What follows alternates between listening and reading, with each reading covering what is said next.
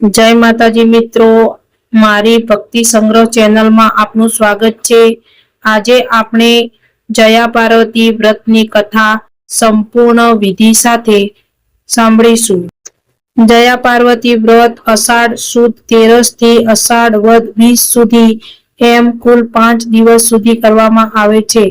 છઠ્ઠા દિવસે પારણા કરી વ્રત પૂર્ણ થાય। વહેલી સવારે સ્નાન કરીને સ્વચ્છ વસ્ત્ર પહેરવા, પૂજાના સ્થળે અથવા મંદિરે જઈ શિવ પાર્વતીની પૂજા કરી શકાય।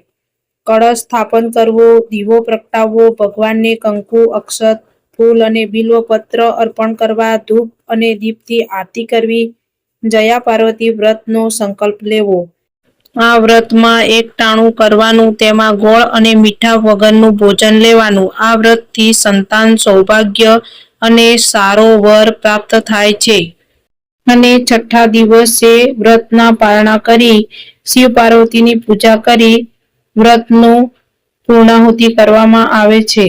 હવે આપણે વ્રતની કથા સાંભળીશું। એક ગામમાં બ્રાહ્મણ અને બ્રાહ્મણી રહે। બ્રાહ્મણનું નામ વામન અને બ્રાહ્મણીનું નામ સત્યા। બંને પ્રભુ ભક્ત, તેથી તેમના આંગણેથી કોઈ યાચક પાછો જતો નહીં। બધી વાતે સુખી, પણ શેર માટીની ખોટ હતી। બ્રાહ્મણ બ્રાહ્મણી હંમેશા ચિંતાતુર રહેતા। એક દિવસ તેમના ઘરે નારદજીની પધરામણી થઈ, ત્યારે બ્રાહ્મણે તેમનું પૂજન કરીને પોતાનું દુઃખ જણાવ્યું। નારદજી બોલ્યા, હે વિપ્ર, તમે અહીંથી દક્ષિણ દિશાએ આવેલ જંગલમાં જાઓ। ત્યાં શિવ પાર્વતી બીલીપત્રના ઢગલામાં ઢંકાયેલા છે। તેમની પૂજા ઘણા સમયથી કોઈ કરતું નથી, માટે ત્યાં જાઓ અને એક ચિત્તે પૂજા કરો। તમારી ભાવભરી ભક્તિથી પ્રસન્ન થઈ ભોળા અને દયાળુ સદાશિવ તમારું દુઃખ ભાંગશે। આટલું કહી નારદજી રસ્તે પડી ગયા। બીજા દિવસે બ્રાહ્મણે દક્ષિણ દિશામાં પ્રયાણ કર્યું। બ્રાહ્મણી પણ સાથે હતી। ચાલતા ચાલતા તેઓ ખૂબ દૂર આવ્યા, ત્યારે બંનેને બીલીપત્રનો ઢગલો દેખાયો। ત્યાં જઈને બંનેએ બીલીપત્ર ખસેડ્યા તો શિવ પાર્વતી ઢંકાયેલા જોવામાં આવ્યા। પછી તેઓએ જે જગ્યા સાફ કરી અને બાજુમાં દેખાતા તળાવમાંથી પાણી ભરી લાવીને ત્યાં આગળ છાંટ્યું અને શિવ પાર્વતીને સ્નાન કરાવી પૂજન કરી બીલીપત્ર ચડાવ્યા। બ્રાહ્મણ બ્રાહ્મણીએ ત્યાં રહેઠાણ બનાવ્યું અને તેઓ રોજ શિવ પાર્વતીની પૂજા ભક્તિ કરવા લાગ્યા। આવી રીતે 5 વર્ષ આરાધના કરી, પણ ભગવાન શિવ પ્રસન્ન થયા નહીં। આથી બંને મૂંઝાયા કે શું ભક્તિ નિષ્ફળ જશે?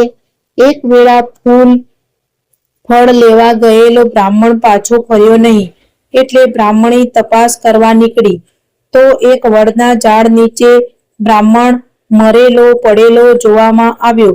ત્યાં એક સાપ ફરતો હતો, તેથી બ્રાહ્મણી સમજી ગઈ કે સર્પદંશનું ઝેર ચડવાથી પોતાનો પતિ મૃત્યુ પામ્યો છે।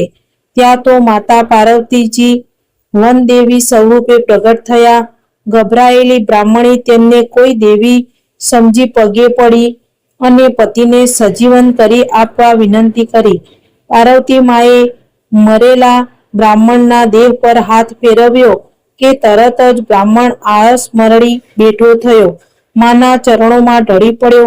માએ એના માથે હાથ મૂકી આશીર્વાદ આપ્યા અને કહ્યું, તમો પતિ પત્ની અપૂર્વ ભક્તિથી હું તમારા બંને પર પ્રસન્ન થઈ છું, માટે તમારી ઈચ્છા હોય તે માગો।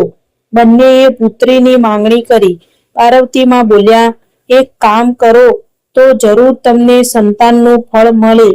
બ્રાહ્મણી બોલી, માં તમે કહેશો તેમ કરીશું। પાર્વતી માએ બ્રાહ્મણીને કહ્યું, તું જો જયા પાર્વતીનું વ્રત કરે, જરૂર તારી આશા ફળશે। અષાઢ સુદ 13ના દિવસે આ વ્રતની શરૂઆત અને અષાઢ વદ ત્રીજના દિવસે પૂર્ણાહુતિ કરવાની। વ્રતના 5મે દિવસે એકટાણું કરવાનું અને તેમાં મીઠા વગરનું મોળું ભોજન જમવાનું। છેલ્લે દિવસે વ્રતનું ઉજવણું કરવાનું। ઉજવણામાં એક તેથી વધુ સૌભાગ્યવતી સ્ત્રીઓને જમવા બોલાવવાની અને તેમને યથાશક્તિ વસ્ત્ર અને સૌભાગ્ય ચિહ્નો આપવાના. છેલ્લી રાત્રિએ જાગરણ કરવાનું, તેમાં ઈષ્ટદેવના સ્મરણ સાથે ભજન અને ગરબા ગાવાના. આ વ્રતનો પ્રભાવ એટલો બધો છે કે વ્રત કરનાર સ્ત્રીનું સૌભાગ્ય અખંડ રહે અને સંતાન પ્રાપ્તિ થાય, તેમજ તે સુખ શાંતિમાં જીવન પસાર કરે. આમ કહી પાર્વતીમાં અંતર્ધ્યાન થઈ ગયા. બ્રાહ્મણ બ્રાહ્મણી હરખભેર ઘેર પાછા ફર્યા ને અષાઢ માસ આવતા બ્રાહ્મણીએ જયા પાર્વતીનું વ્રત આદર્યું. વ્રતના પ્રભાવથી 1 વર્ષ બાદ બ્રાહ્મણીએ રૂપાળો દીકરો અવતર્યો.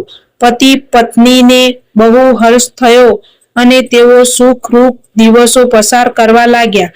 જયા પાર્વતીનું વ્રત બ્રાહ્મણ બ્રાહ્મણીને જેવું ફળ્યું એવું વ્રત કરનારને, કથા વાંચનાર અને સાંભળનારને ફળજો. તો મિત્રો, આ વ્રત કથા પસંદ આવી હોય તો લાઈક કરી, શેર, સબસ્ક્રાઇબ જરૂરથી કરજો, જેથી કરીને મારી અવનવી વ્રત કથાઓ તમને મળતી રહે. જય માતાજી મિત્રો.